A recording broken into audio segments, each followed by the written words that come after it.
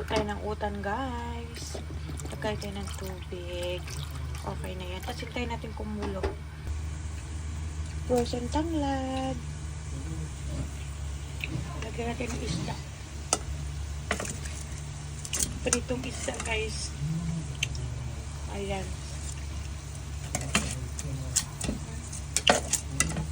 Tapos ito.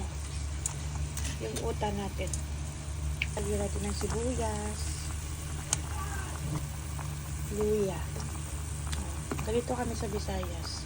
Kamatis. Super hinog na siya, guys. Kasi hindi naluto agad. Ayan. Pakuluin muna natin yan. Lagyan na rin natin ng sili. Frozen yan. Galing pa sa tanim ko last year. Maglagay lang tayo ng asin, guys. Asin lang yung pampalasa ko dyan. Okay na yan. Ilagay na natin yung talong, kalabasa, kasi kailangan isabay yung kalabasa dito sa Japan, guys. Kasi ano siya, madaling lumambot.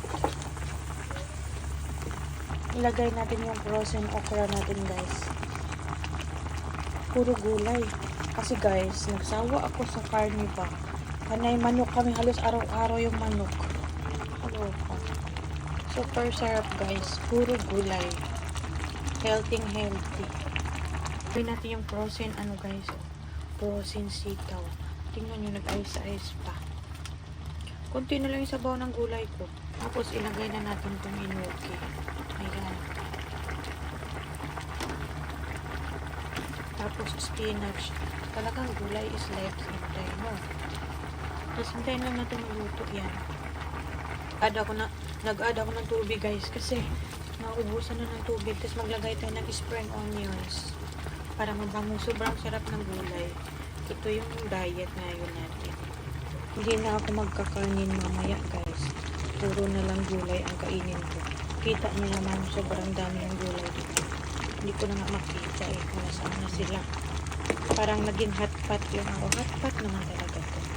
Pinoy style lang, hindi Japanese. Super yummy. Ito yung mga ganitong pagkain ang gusto ko, guys. Mga ganitong pagkain yung gusto ko, guys, talaga. Yung mga pagkain bukid. Kasi sawaan na ako sa mga karne, mga steak, or mga Japanese food. Kasi dati never akong nagluluto ng mga Philippine food. Ngayon na lang siguro dahil nagsawa na ako. Dahil sa tagal ko dito sa Japan. Kasi si Habi hindi kumakain ng Philippine food. Kaya hindi ako nagluluto dati. Tsaka panay restaurant kami dati.